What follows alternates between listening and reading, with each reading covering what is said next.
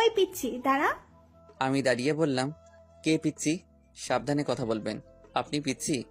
আমি তাকিয়ে দেখি গতকাল সকালের ওই মেয়েটা। মনে মনে এবার কি হবে? আবার এখন বললাম পিচ্ছি। কি? আবার তুই আমাকে পিচ্ছি বললি? আপনার সাথে আগে আমার দেখা হয়েছিল নাকি? আমার সামনে ভাব ধরবি, দাঁত সবগুলো ফালাই দিব। তুই তো গতকাল সকালে আমাকে ফালতু বলেছিলি। কে বলেছে আপনি ফালতু? আপনি কত কিউট। আসলেই মেয়েটা অনেক সুন্দরী। এইসব বলে লাভ নেই। কোথা থেকে জানি এক ছেলে এসে বলল, বড় আপু, কি হয়েছে? তার সাথে রাগারাগি করছেন কেন? কোনো বেয়াদবি করছে নাকি? বেয়াদবি করেছে মানে? গতকাল আমাকে ফালতু বলেছে। কি? তুই ফালতু বললে আমাদের এলাকার বড় আপুকে? জানিস সে কে? সে আমাদের সবার বড় আপু। এলাকার সবাই তাকে বড় আপু ডাকে। আর তুই কিনা ফালতু বললি?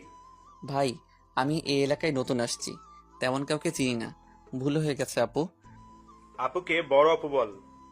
কোনো মাফ নাই। এখানে দাঁড়িয়ে 10টা কান বদনি লবি, তারপর যাবি। বড় আপু আমাকে মারেন, কিন্তু কান বদনি নিতে পারবো না। তুই অনেক চালাক, তাই গতকাল তুই চলে এসেছিলি, না হলে তুই এতক্ষণে হসপিটালে থাকতি। তোকে শুধু জাস্ট বললাম কান বদনি নিতে। তোর কত ভাগ্য। আমি কান বদনি নিতে পারবো না। বড় আপুর মুখের উপরে কথা। দেখ, তোকে কান বদনি নিতেই হবে। আগে হোক, পরের থেকে ভালো তাড়াতাড়ি গিয়ে ঝামেলা থেকে মুক্ত হ। আমাকে মেরে ফেললেও আমি কান বদনি নিব না।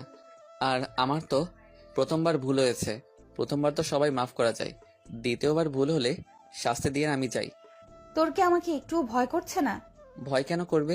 আপনি কি বাঘ নাকি ভাল্লুক? তুই জানিস আমি একটা ফোন দিলে শত শত ছেলে চলে আসবে। তো আমি কি করব? আমি যাই। এই বলে আমি হাঁটা ধরলাম। ছেলেটা এসে আমার কানে ধরে আবার বড় আপুর সামনে নিয়ে গেল। আমার সাথে তুই আবার বেয়াদবি করতেছস, সেই জন্যই তুই 20টা কান বদনি নিবি। মগের মুল্লুক বললাম না, আমি মরে গেলেও কান বদনি নিব না। তোর নিতেই হবে। নিব না। তোর হাতে ওইটা কি? আপুর জন্য রুটি কিনেছি। সুমন, তোর কাজ শুরু কর। একটু পর আরো 4-5 জন ছেলে আসলো। আসলে দুইজন দুই দিক থেকে কানে ধরে নিচে টানতে থাকে। টানের কারণে বসে পড়ি, তারা আবার উপরে টানতে থাকে, আমি আবার দাঁড়িয়ে গেলাম। এইভাবে আমাকে 20 বার উঠবস করায়। কষ্টে আর ব্যথায় আমার চোখে পানি চলে আসে। কান বদনি শেষ হলে আমি কিছু বললাম না, সোজা হাঁটা ধরলাম। এমন বর্বর মানুষ আমাদের সমাজেও আছে। বড় আপু, তোমাকে আমি দেখে নিব। আমার শরীরে শীতের কাপড় ছিল, তাই কান ডেকে বাসায় প্রবেশ করলাম। আপুকে নিয়ে তার রুটি দিলাম।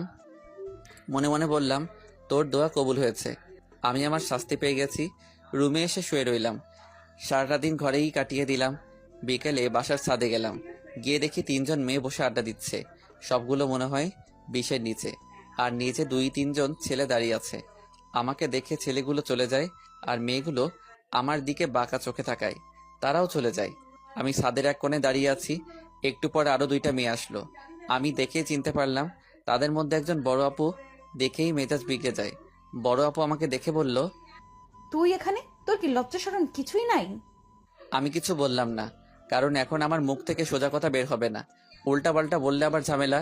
তার সাথে যে মেয়েটা আসছে সে বলল, তোর সাথে কিছু হয়েছে? আর ওরা আমাদের বাসায় নতুন উঠেছে, অনেক ভালো ফ্যামিলি, সবার সাথে ভদ্রভাবে কথা বলে। আর ওর বড় বোনের সাথে তো আমার ফ্রেন্ডশিপ হয়ে গেছে। ভালো না ছাই, পুরো একটা ফালতু। কি?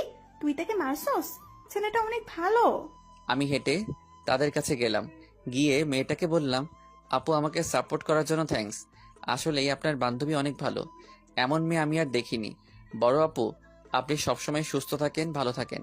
আপনার মতো মেয়েই দেশে প্রয়োজন। হয়েছে, আর বলতে হবে না, তুই যা। আপনার সাথে একটু কথা ছিল। মেয়েটাকে দেখিয়ে বললাম, কি কথা? আপু আপনার নামটা কি?